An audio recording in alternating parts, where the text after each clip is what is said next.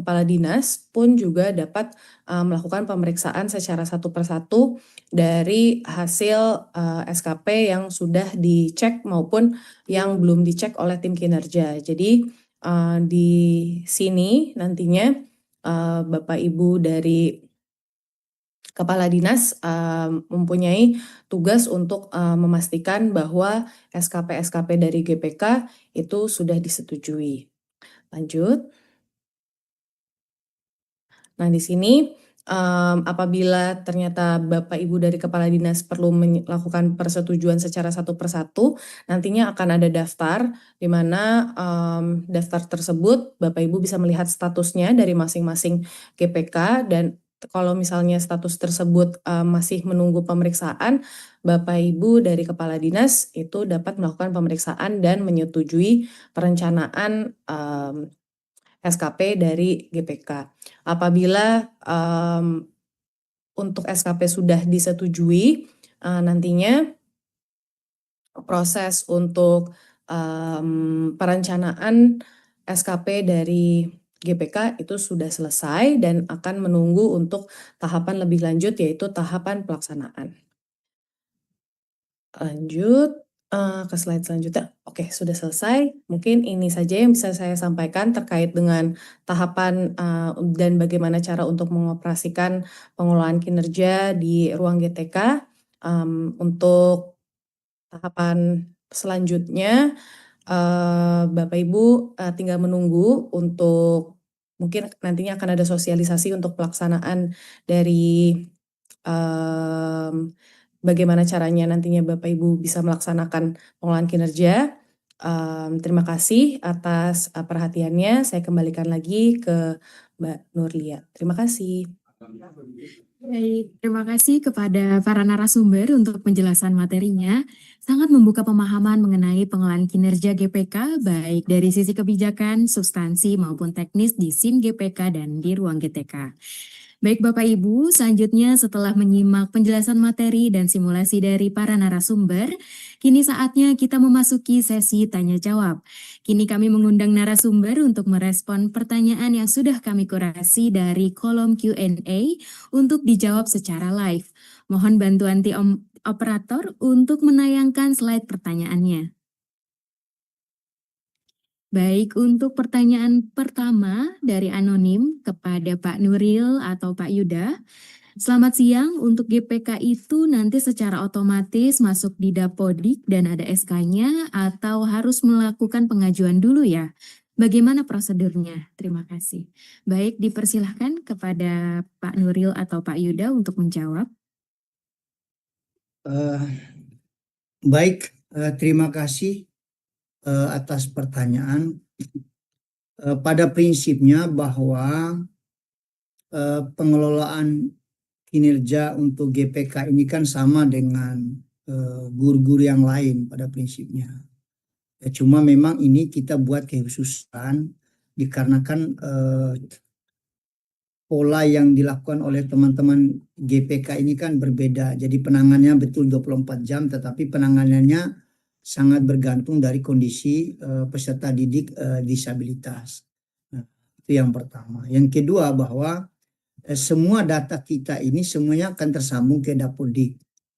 Jadi supaya betul-betul pelaksanaan kinerja teman-teman GPK ini betul-betul dapat dipantau seperti yang sudah dikemukakan oleh Mbak Amira tadi. Semua akan terkoneksi dengan ruang GTK, semua akan terkoneksi dengan Dapodik. Jadi tidak akan, makanya itu hal yang dilakukan seperti yang sudah dijelaskan oleh Mas Agwi tadi adalah mengajukan rencana kinerjanya seperti itu. Itu sih yang, tapi menggunakan sistem yang sudah dibuat oleh teman-teman dari dari Mas Yuda seperti itu, teman-teman dari tim SIM GPK seperti itu. Jadi ini tidak merubah prinsip yang umum yang di pengelolaan kinerja, tetapi memang kita bawa kepada kekhususan dari GPK karena yang ditangani itu ya berbeda seperti itu.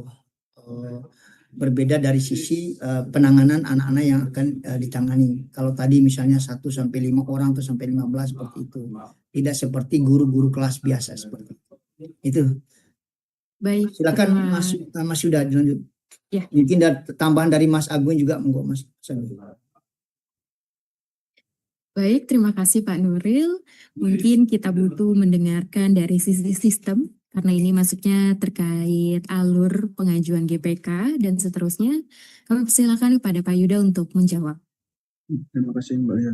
Izin menambahkan Pak Nuril, untuk secara aplikasi yaitu nanti apabila dinas kota atau kabupaten provinsi itu memilih menjadikan dia sebagai GPK aktif, lalu dia di-verify oleh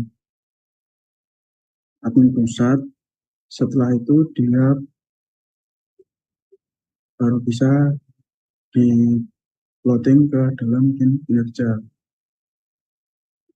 Kalau secara otomatis masuk di Dapodik itu ya, tapi kalau untuk ketentuan SK itu nanti menyesuaikan seperti itu. Baik, terima kasih Pak Nuril maupun Pak Yuda. Dari Bapak Ibu narasumber lain, mungkin ada yang mau menambahkan atau sudah cukup? Baik, saya izin melanjutkan ke pertanyaan berikutnya, yakni ditujukan kepada Bapak Agung. Cara mengatasi pemberian nilai oleh kepala sekolah kepada salah satu guru yang bersifat subjektif. Nah, itu bagaimana ya? Pak Agung, dipersilahkan.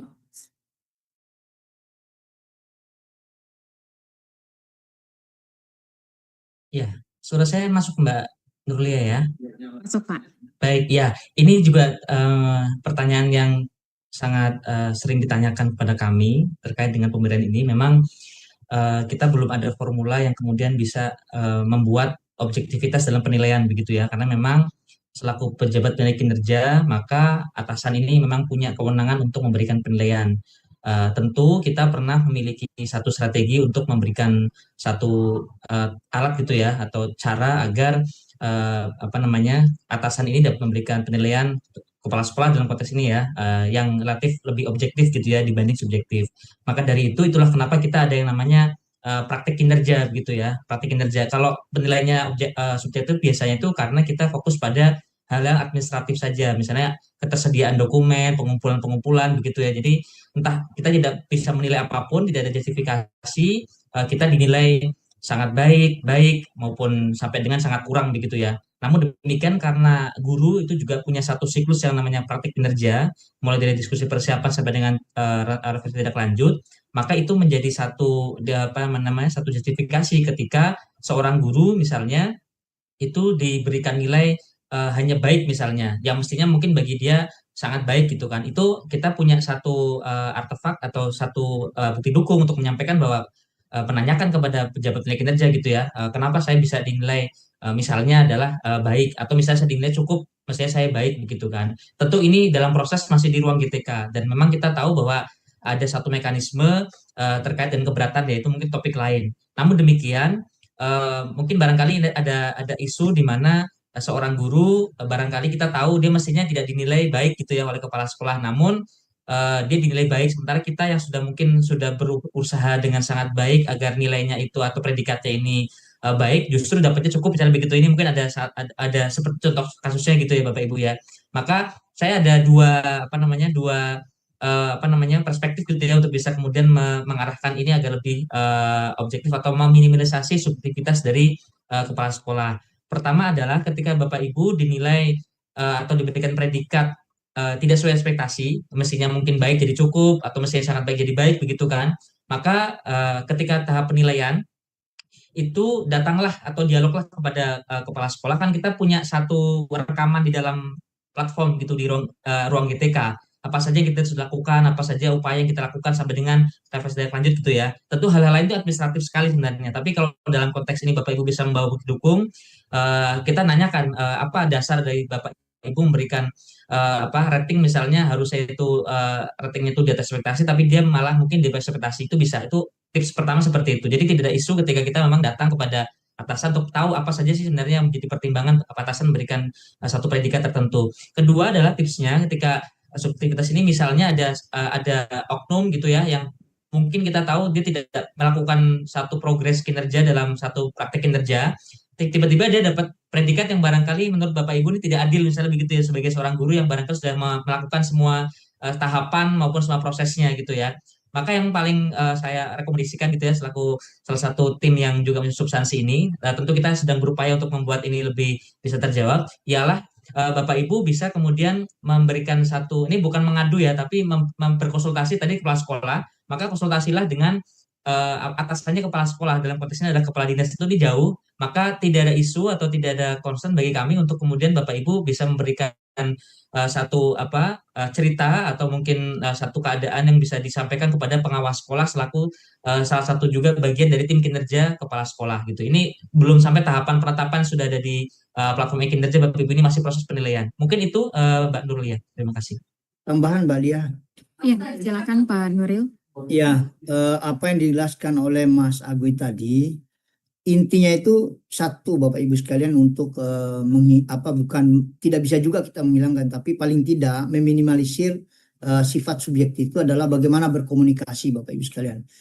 Pengkin ini sebenarnya yang utama hakikat betul-betul bagaimana kita berkomunikasi antara atasan dengan kepala sekolah dengan guru, yang selama ini mungkin kita itu kadang-kadang untuk berkomunikasi itu ragu, maka Kementerian itu mengambil kebijakan bahwa itu adalah kegiatan kolaborasi dalam mengelola pendidikan di satuan pendidikan, itu perlu ada komunikasi antara kepala sekolah dengan guru tersebut. Maka inilah sebenarnya langkah kebijakan yang oleh Kementerian itu untuk memerankan betul bagaimana komunikasi antara kepala sekolah dengan guru, itu sebenarnya yang membuat kita itu bisa objektif minimal seperti itu, untuk bisa bagaimana melihat perilaku kinerja teman-teman guru dan penilaian oleh kepala sekolah. Jadi jangan ada keraguan lagi lah teman-teman guru ini untuk berkomunikasi dengan kepala sekolah, untuk berkomunikasi dengan pengawas, bahkan untuk komunikasi dengan dinas, karena ini menyangkut persoalan kinerja. Nah, itu Bapak Ibu. Jadi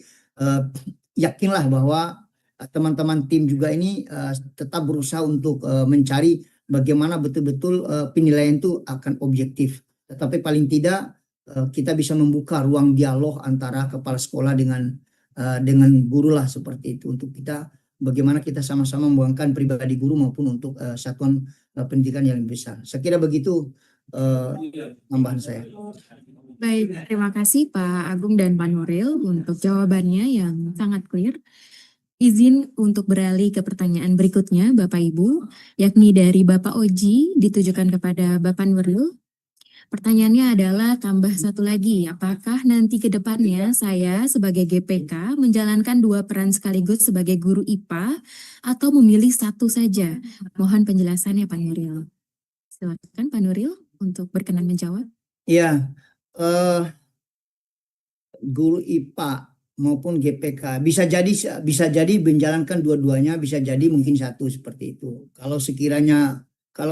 Pendapat saya, kalau sekiranya Bapak memang atau Ibu memang memiliki untuk bagaimana disediakan oleh Dinas Pendidikan sebagai guru GPK, ya tidak apa-apa. Karena kan juga pekerjaan GPK juga sangat berat, betul. Kalau betul-betul kita laksanakan dengan pertimbangan 1 sampai 15 siswa tersebut, nggak apa-apa. Kalaupun memang itu bisa dijalankan dua, ya kenapa tidak, begitu kan. Jadi keahlian Bapak di bidang GPK tetap jalan, keahlian guru IPA juga tetap jalan. Tetapi intinya begini Bapak Ibu, apa yang menjadi tugas kita itulah yang akan kita laksanakan, begitu. Ketika mendapat tugas tambahan menjalankan guru IPA, ya mungkin jadi guru IPA. Ketika Bapak Ibu ditugaskan sebagai GPK dan berunit tatmikalnya itu ada di GPK, di ULD, ya kalau saya lebih sarannya ya sudah ambil satu tatmikalnya ada di ULD, di Dinas Pendidikan. Bahkan kemudian sebagai guru IPA ya tidak ada masalah sebagai tugas tambahan, karena tadi kriteria yang sudah sebutkan tadi mendapat tugas lain, tidak ada masalah Bapak Ibu. Tetap kembalinya bagaimana Bapak Ibu menempatkan potensi yang Bapak Ibu itu menuju ke profesional Bapak Ibu sekalian. Saya kira begitu Mbak. Ya. Baik, terima kasih Pak Nuril untuk jawabannya. Izin beralih ke pertanyaan berikutnya dari anonim kepada Pak Nuril.